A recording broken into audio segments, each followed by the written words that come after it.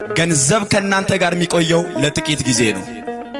ዘመድ ከናንተ ጋር የሚቆየው ለጥቂት ጊዜ ነው። ጓደኛ ከናንተ ጋር የሚቆየው ለጥቂት ጊዜ ነው። የናንተ ጤንነት እንኳን ከናንተ ጋር የሚቆየው መቃብር እስክትገቡ ነው። ለጥቂት ጊዜ ነው። በዚህኛውም ዓለም በሚቀጥለውም ዓለም ለዘላለም የማይለየን መድኃኔዓለም ነው። እርሱን ነው መደገፍ ያለብን። እርሱን ነው መጠየቅ ያለብን። ለርሱ ነው መገዛት ያለብን። ለርሱ ነው መታዘዝ ያለብን። ሁሉ ጊዜ መከራ ቢመጣ፣ ፈተና ቢመጣ፣ ስቃይ ቢመጣ፣ ሐዘን ቢመጣ ከሰማይ በታች የትኛውም ነገር በሕይወታችን ቢያጋጥመን ቶሎ ብለን ማስተዋል የሚገባን እግዚአብሔር ከኔ ጋር ነው፣ አልፈዋለሁ። ማን ከኔ ጋር ነው? መድኃኔዓለም ከኔ ጋር ነው፣ እሻገራለሁ። አማኑኤል ከኔ ጋር ነው፣ ድል አደርገዋለሁ ብለን ነው ማመን የሚገባን። ችግሩ ግን እኛ ሕይወት ውስጥ የሆነች ነገር ስትመጣ ያለንን ነው ቅድሚያ ምን ሰጠው። ገንዘብ ያለው ሰው በገንዘቡ የሚያሸንፍ ይመስለዋል። ስልጣን ያለው በስልጣኑ የሚሻገር ይመስለዋል። ዘመድ ያለው በዘመዱ የሚያልፈው ይመስለዋል። ገንዘብም ስልጣንም ዕውቀትም ብልሃትም ጉልበትም ኃይልም አላፊ ጠፊ ነው። ለዘላለም የሚያሻግር ማን ብቻ ነው?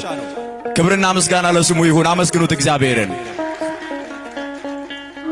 ሕይወት በመካከላቸው ሳለ ስለ ሞት ይጨነቁ ነበር። በጣም ፈሩ፣ ደነገጡ። ከዚያ በኋላ ጌታ ሆይ አሉት። ጌታ ሆይ፣ ያው ቀኑን ሙሉ እየሰበከ ነው የዋለው።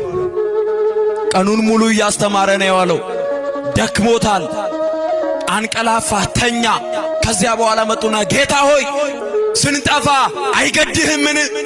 ልንሞት ነው፣ ልንጠፋ ነው። ውሃ ወደ ታንኳይቱ ሊገባ ነው።